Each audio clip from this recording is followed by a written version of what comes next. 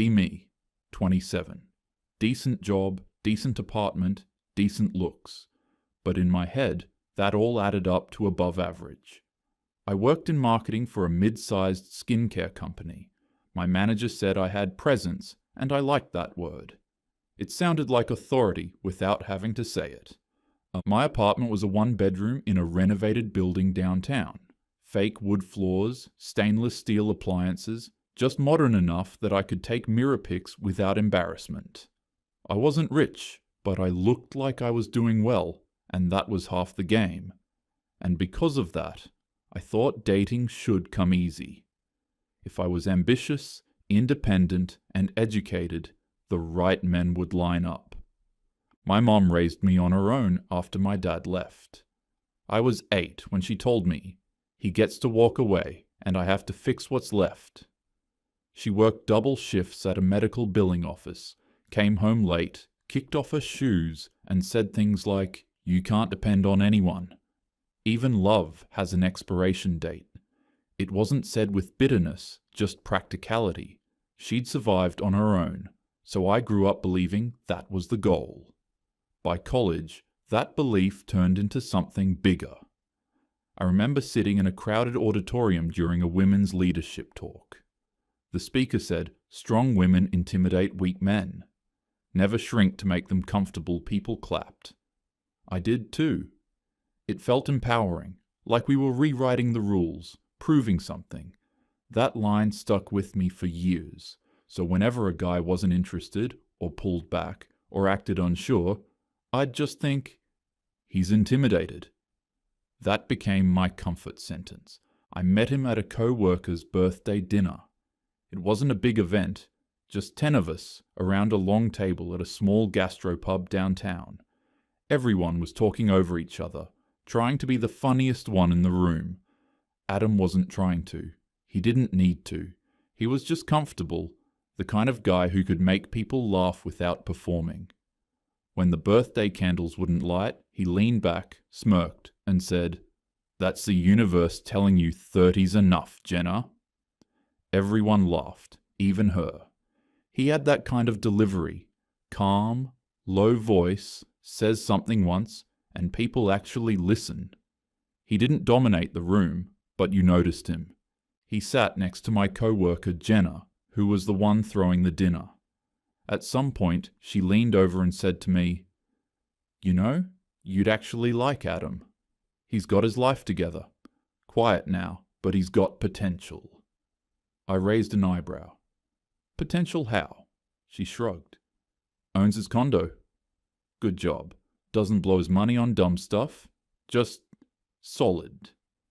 That word, solid, stuck out to me.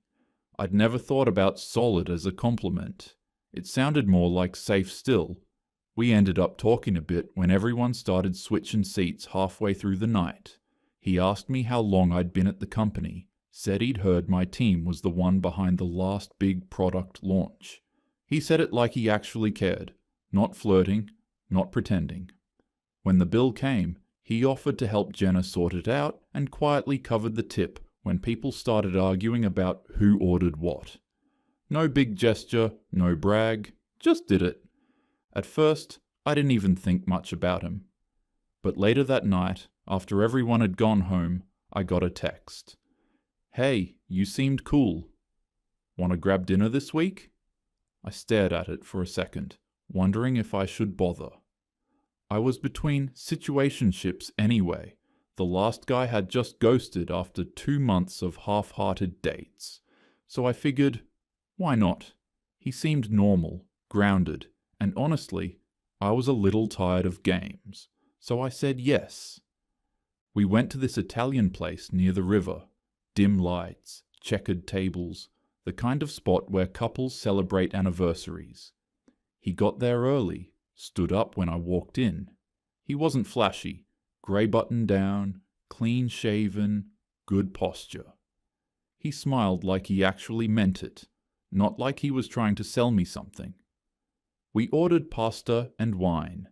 He told me about his job, logistics for a freight company.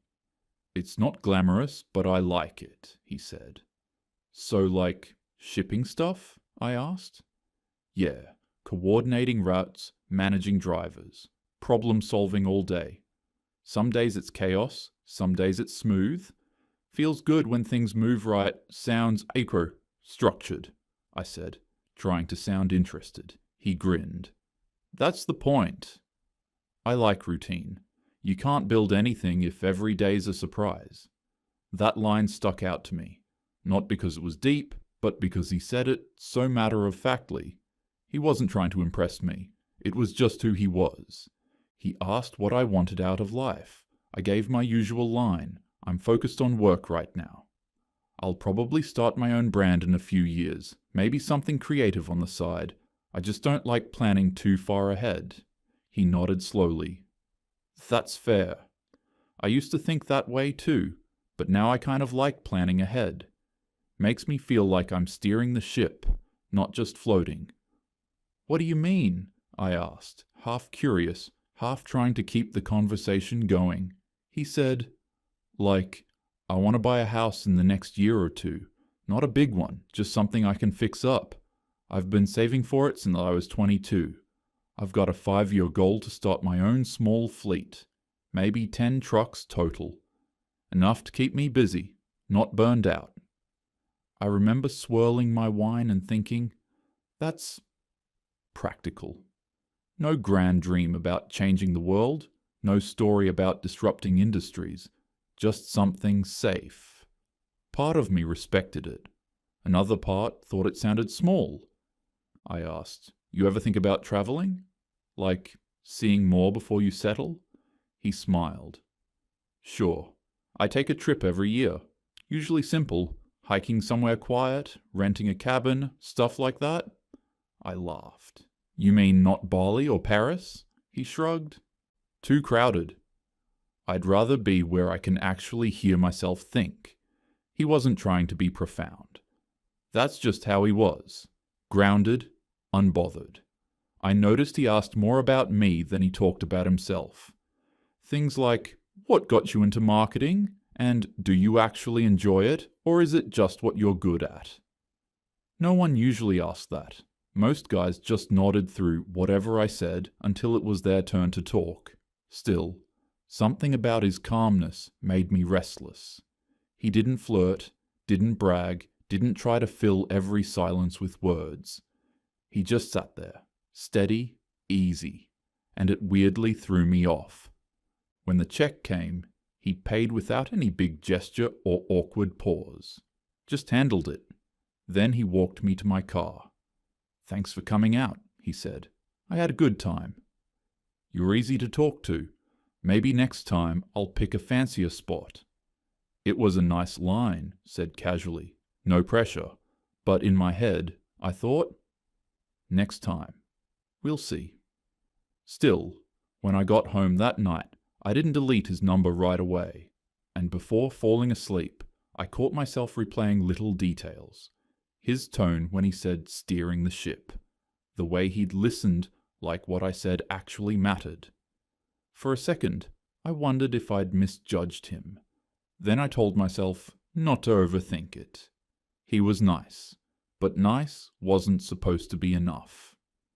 After dinner, I got home and started scrolling through Instagram while eating leftover tiramisu from the restaurant. A girl I went to college with popped up on my feed, Cassie.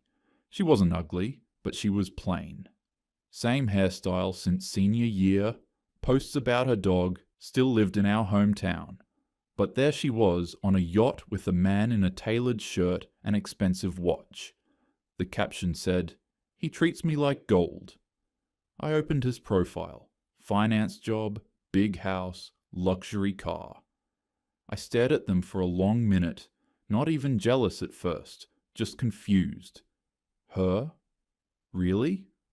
I thought about Adam, about how he talked about trucking routes and maintenance schedules, like it was his calling. Then I looked at Cassie's ring. I remember actually saying out loud, "I'm so much prettier than her." It wasn't bitterness exactly, more like disbelief. I'd been told that confidence and independence made you valuable, that being self-sufficient put you above women who relied on men. So why did it seem like the world rewarded the opposite? I told myself she just got lucky, or that he wanted someone easier, someone less intimidating. That line, "Men can't handle strong women," always came to the rescue when things didn't add up. The next morning, Adam texted, "Dinner again sometime?" "I'll pick somewhere with better wine." I stared at the message. He'd done everything right, kind, consistent, adult, and somehow that annoyed me. I waited all day, then wrote back, "You're really nice, but I think we're after different things." He replied within a minute, "Totally fair. Take care of yourself." That was it. No chase, no, "Can I change your mind?" Nothing. Just an easy acceptance that made me feel weirdly dismissed. It was supposed to be empowering, cutting someone off first, but I sat there staring at the text, feeling smaller than before. I reread it 3 times, trying to decide why it bothered me.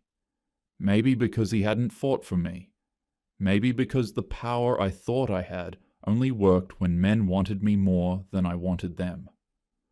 Over the next few months, the pattern repeated. Nice guys, normal jobs, polite manners. I'd find something wrong every time. Too routine, too serious, too normal. And whenever I doubted myself, I'd open social media again and see proof that I was right. Girls flaunting perfect lives, perfect boyfriends, perfect proposals. If women with half my looks could pull men with 6-figure smiles, then surely I just hadn't met my match yet. That's how I justified it. It wasn't arrogance, it was standards. At least, that's what I told myself back then. It's funny how time sneaks up. By the time I hit 29, I'd convinced myself I was just taking my time. My friends were starting to pair off, engagements, moving in, even babies. But I wasn't worried. I told people, "I'm waiting for the right one, not the first one." After Adam, I had a short streak of casual dates, mostly guys from work events, friends of friends. Nothing stuck. Every time one fizzled out, I'd tell myself I was just filtering. It felt like progress, not loss. But the truth was, the attention I used to take for granted wasn't the same. When I was 25, men chased me. Random compliments, numbers slipped at coffee shops, guys volunteering to help with anything. By 29, it was quieter. Still there, but more selective. I told myself it was because men were intimidated. It's easier than admitting the shift might be something else. That spring, I started dating what my friends called real men. Guys with careers, drive, property. The ones who checked all the boxes. Lawyers, consultants, finance types. The kind who made reservations instead of suggestions. The first one was Mark, a corporate lawyer in his mid-30s. We met at a friend's dinner. He was tall, confident, well-dressed. Exactly the type that used to ignore me, which made his attention feel like validation. Our first date was perfect on paper. Rooftop bar, expensive cocktails, sharp conversation. He asked smart questions about my work, joked about how he barely had time for hobbies, and complimented my dress in a way that sounded practiced but not fake. Halfway through the second drink, I asked, "So are you looking for something serious or just seeing where things go?" He laughed. Not a nervous laugh, but that smooth, controlled one that men do when they've been asked that question 100 times.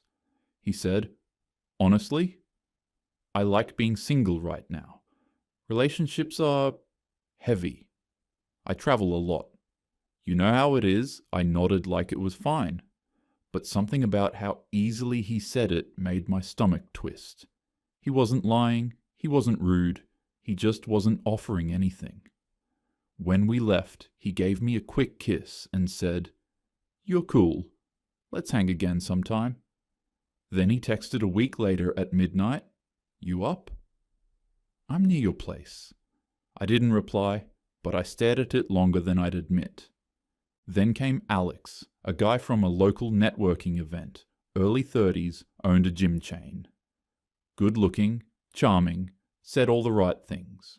We met for drinks, and he spent most of the night telling me stories about business trips, investors, and the grind. At one point, I asked, "So what are you actually looking for?" He smirked. "Fun, mainly. Someone who can keep up." "You seem like that type." I laughed, pretending not to be offended. "Keep up how?" He leaned back. "You've got that boss energy. Most women want to be taken care of. You look like you don't need that. So that's kind of sexy. No pressure, no expectations." The confidence that used to excite me now felt insulting. He was basically saying I'd been disqualified from being girlfriend material, and was supposed to take it as a compliment. We hooked up twice anyway. It wasn't about liking him, it was about proving to myself I still could. But when he stopped texting back after a week, I felt something new. Not heartbreak, just an uncomfortable emptiness.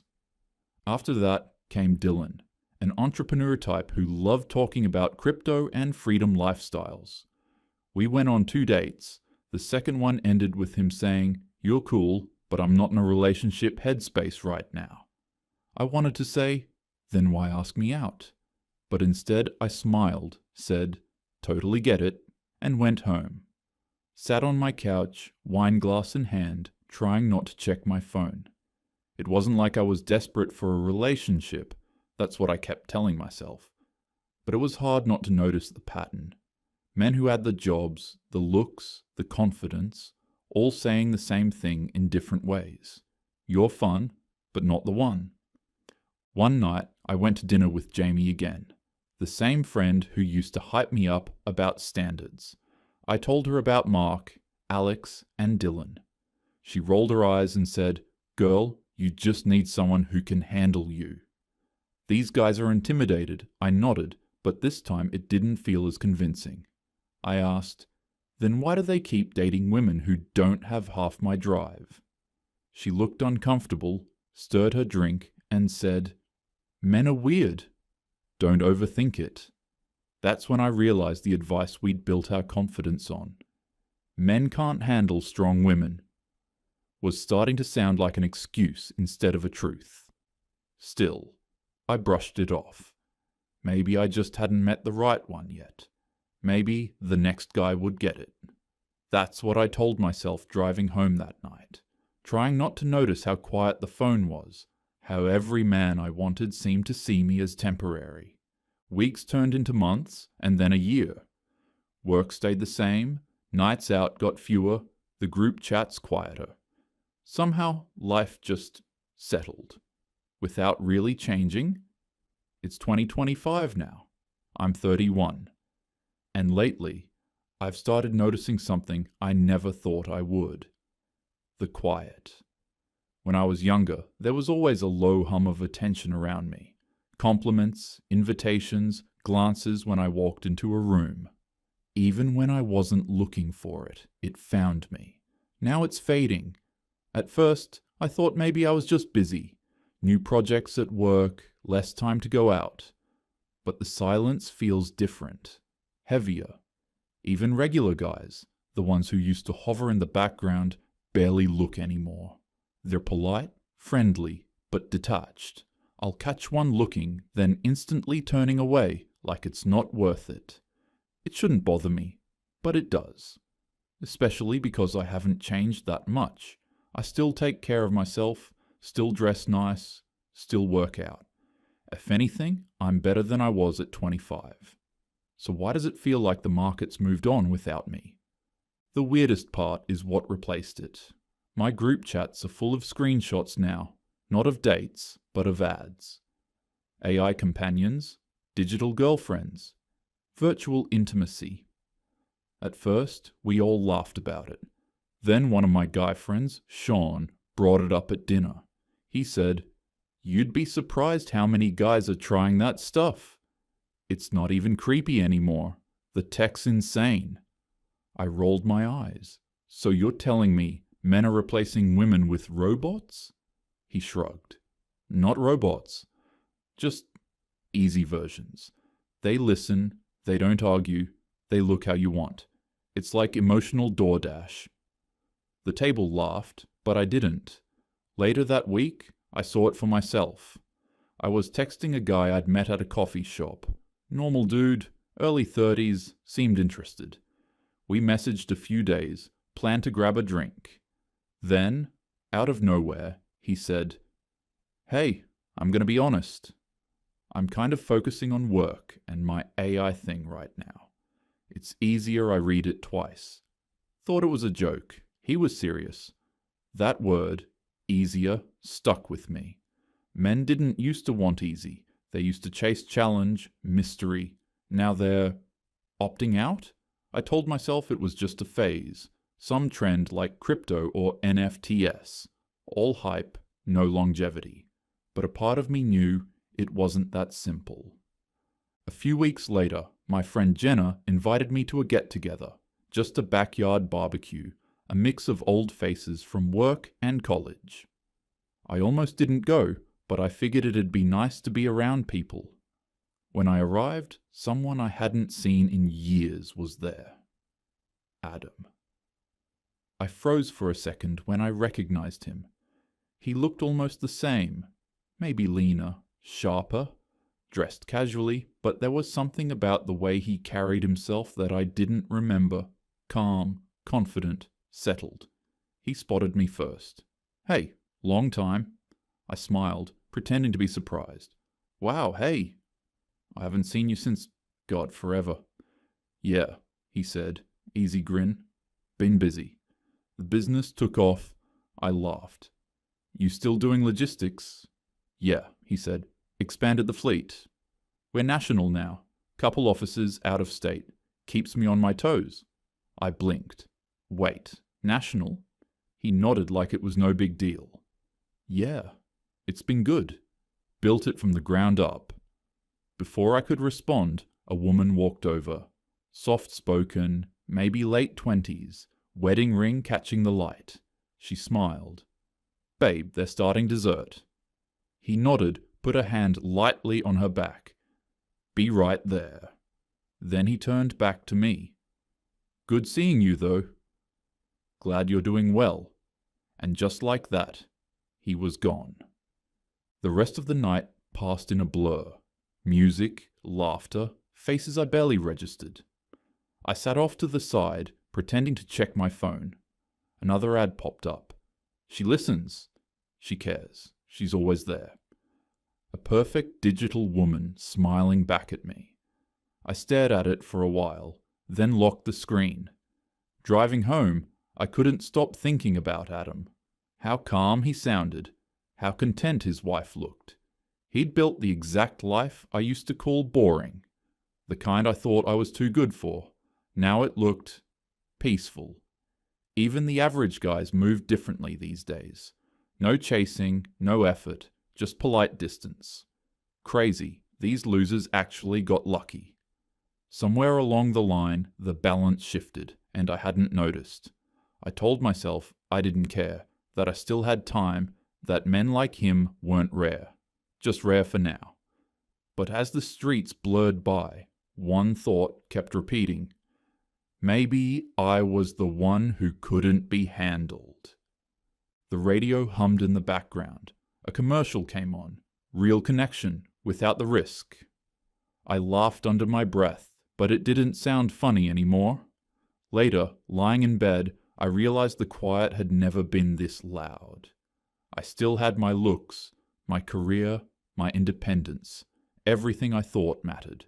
But somewhere along the way, all that strength turned into walls. And walls don't keep people out. They just keep you in.